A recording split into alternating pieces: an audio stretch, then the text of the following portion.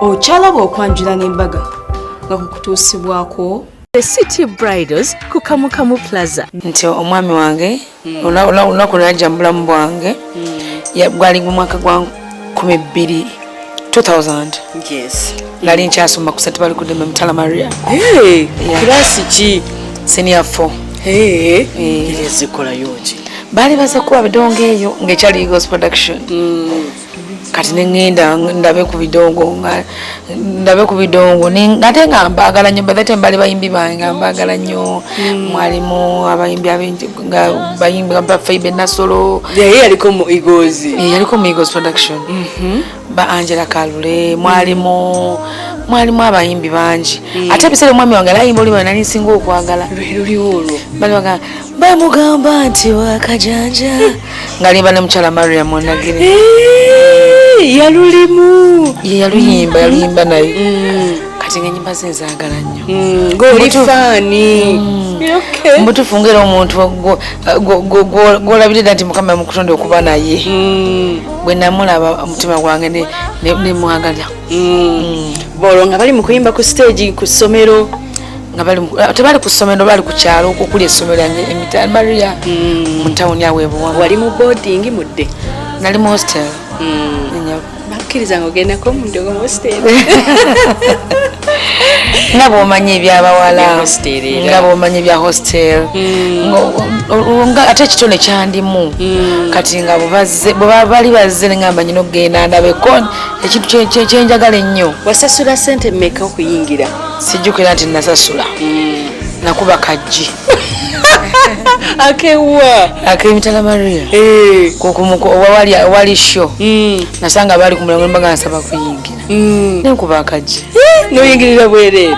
Omulundi gwe nasooka okukoma wane wange wali olazeewa nali nno byemunga bumanyi ebintu byo kati nze siyinza kugamba nti bankweke mbanyi simanyi nnyo okulimba siri muna byabufuzi bamanyi okulimba nali byemukajja ndaba oba omwami wange ddala njagala tubikola ng'abakyala olabyemu oba ddala kituufu bakwetaaga ne bambi byankima yatwala bbanga ki ngaakukimye kyatwala obudde nga nange njagala nkakasiza ddala ti nno ddala omaliridde onjagala ddala ne bwekiba ki ne bwekiba ki kubanga omukyala bw'oba tokanzeemukko tomanya muntu nti akwagala naye omanya omuntu nti akwagala gezesaamukko oyo mwami nowoba ogenze nebbi ng'akwagala mu mutima akukima kyova olaba nze ngamba nnyo abakyatufuna abambi abatwetaaga nga tebatwagala bya mirundi ebiri osobola okufuna omwami nga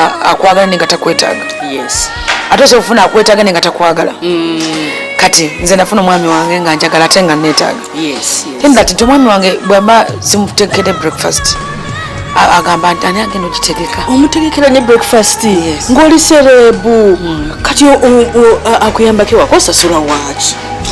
Munange anyambako ku by'abaana bwe bityo naye okitwagana n'okulya mwami wange kubeera ng'okyali kulabaddeyo kya TV tukole ndi n'omukolo omwami bannange yayungumiza ekidaala luweero yenna abantu ennyumba gonna obadde ge tuyitako nga maggale nga bazze kulaba omwami omupeze big size extra large madi maleeyi nga bamwanjula sibyekanusebo ndi bulungi nyabo sibirano nyabo oli bulungi ndi bulungi nnyo omanyi nti abantu bonna bazze kulaba ggwe bonna bazze kulaba nzena bazze kulaba nze okakoze okikoze otya kama akikoze sinze ekikoze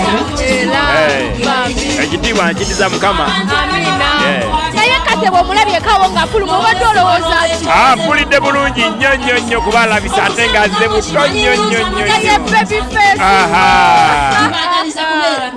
esebo kiki byosudde mukyala we bikuleese wano mwana bingi nnyo sana bimenya bimalayo mukyala wamanyi nnyo toyina be bano bagamba abajjudde self-contained Catherine nange nkwagala nnyo nga bw'otegeera siye byonna byonna akomewo dyeka wonna wanaddira.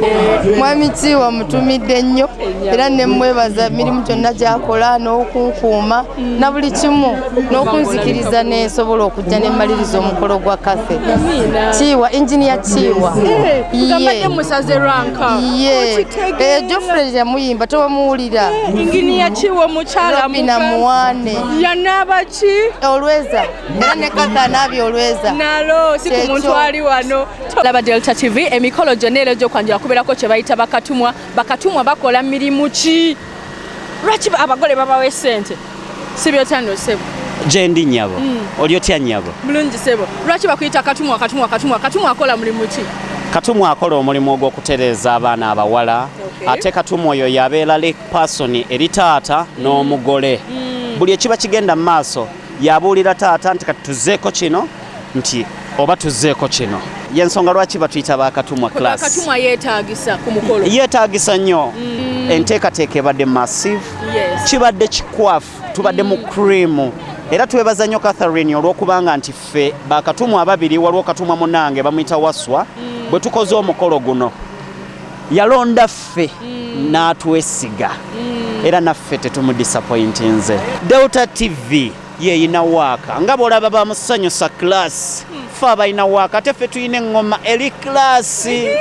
Sharita Mutawe naki bali kubeera mukwano ng'okyalaba Delta TV. Abagole ennaku zino balina ekintu kye bakola ne bejjako stress nga bategeka emikolo bafuna kye bayita ba events manager. Kakati amukwasa omukolo gwe gwonna ye n'abeera nga amukubira bukubizi kasimu kino kyawedde.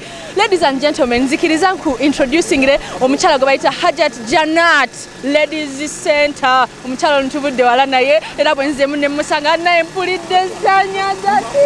Salamu alaikum. Kutambuza bulungi mukolo gwa kafe. Kale suti. Webale kusiima. Kale mukwano nawe webale. Okoze ki? Ku mukolo? Okusookera ddala nze Hajat Jannat. Ennyabo.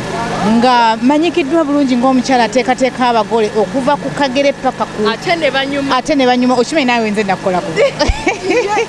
Munnange era nga olaba kadi eno gye nnyambadde. Nze nnambeemu ku mukolo gwa kafe. Nkoze buli kimu ku by'okwambala.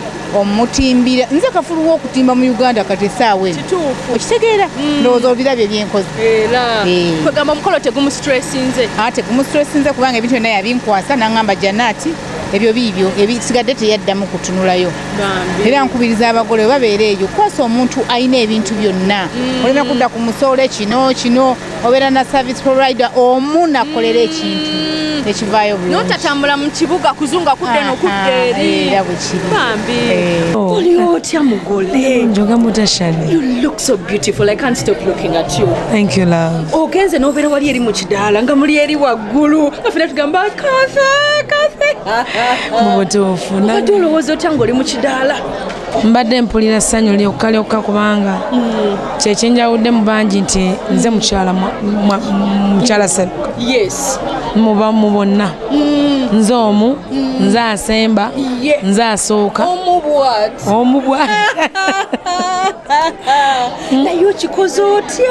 Katonda yekka siyinza gamba nti nyina kyentaddemu ekyamaanyi naye Katonda yekka nakumanya muntu anjagala ate nga neetaaga byanjawulo ebitebe bisinga abantu tufuna abantu nga batwagala naye nga tebatwetaaga kati mwami Seruga anjagala ate neetaaga ate mwesaana ate mufaanagana bwe kiri leero oli mu mudu yamuyimbira kayimba ki leero? obuyimba bwenyina bulungi kyonna kyoyagala akayimba ke nandimbire mwami wange bakayita nti Sidogo. Sample that. Okayimbi wali mu kidaala kati twagala ng'obikakasa oba obyogera oba okola ki gwamanyi. Kabogere balabe bulabi balokompoke kabalasane anti bakazana gumu kugaya bawina tebabulwa bigambo ne bwogwa ne bwowangula ne babikusala ne bwofuna ne bakucaye ne bakwagala basula babijweteka dogo toyo yagenda mu nnyanja asamirira misambwa ali bubalumbira ati mukama akola ddi bannange bannange kugamba mukama akola ddi genda chorus wali kati kanku bale sidogo nina mukisa bukisa sidogo nina mukisa bukisa sidogo nina mukisa bukisa sidogo nina mukisa baby face tekumika amina ochakosa kusasira cream eta kosa kusasira cream omuntu akosa kusasira cream bafananga nzi mu butofu nawe tulaba ofaanana era bwe kiri kikolera nenda muno mpa ekyobwerere we nadda ngenda kikuwa jayo bonge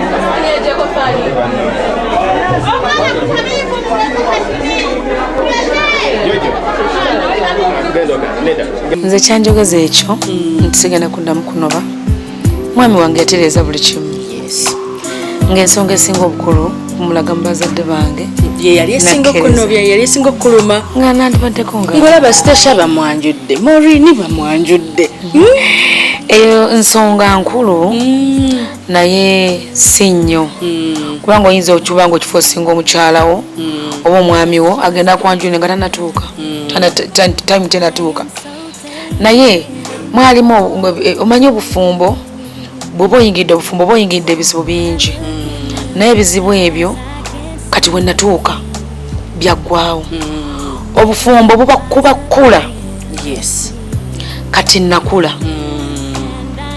bw'okula mu birowoozo kitegeeza obufumbo bugenda kukola ki bugenda kutereera kati mwami wange sikyamulaba mu kintu kyonna ndi mumativu wendi ndyoke ensonga kinagamba abantu ne mbakakasa tibanaye kubanga sigenda kuddamu lwaki omuntu gwe maze okulaga abantu ndiddamu nti obbakakasa benatuuzizza bwentyo era nti ate kakati nnobye nga kiki ennyo tekiyinza kuddamu kubaawo mu bulamu bwange abaana bange bakoze kati nyina kweyisa nga muntu mukulu njaga kuba kyakulabirako eri abalala kati ngaekifere kye tuli basomesa njagala mbeere kyakulabirako eri abaki nakyogera mu lugida lw'abantu nga tekitegeeza nimbaga sijja kuddamu tekyali kinkaga mu bulamu buli kimu kiiseemu aye nenkiraba kati essaawa n'omwami wange afuna emirembe nange nfuna emirembe manye nti wooli wamu n'abaana bange aye ne bazadde bange n'abantu b'ekkanisa abakulembera ekkanisa wandi mukyala mukristaayo tusabirawo ku St. Luke mutera ogenda n'omwami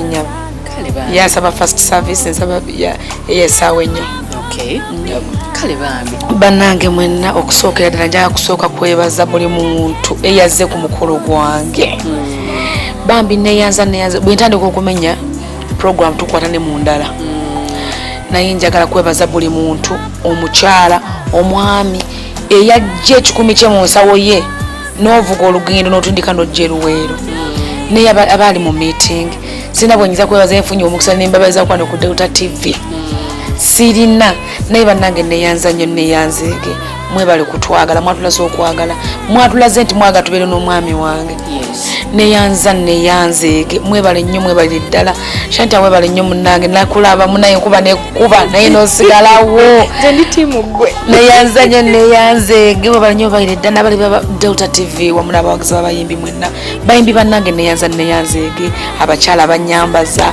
Shamimu Sanyu Irene mwenna wa Makeup Faith Tomcha wa salon ice candy bambi neyanzeege mbiri yazikuza yagezaako okuzikuza baorganize azibona mwami Kavuma Musa Yisa mwami Kijambo Rebecca buli muntu bannange yankwatirako neyanza nnyo neyanzeege mbakakasa ati genda kwagala omwami wange ono ne Katonda gyala newunya mpozi kyabulamu kati abaana namuzaalira omwana omuwala nemuzaalira omulenzi kati wabulayo kibalongo kyokka onakikola ate nkusuubiza nti wangenda kukwagala paka last nalo ukimugambe ng'omukuba akaaba yetegeze n'akaama kaleeta 1 2 3 akaama kaako ngenda kukwagala paka last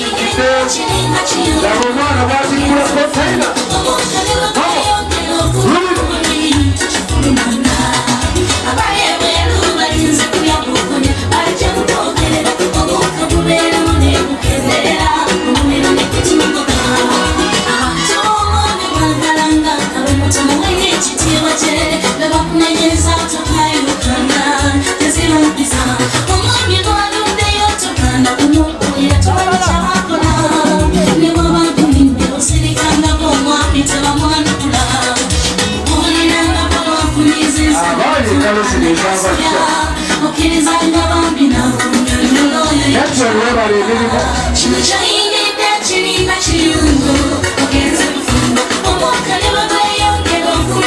agamba ki aida sekabadde oba kulugamo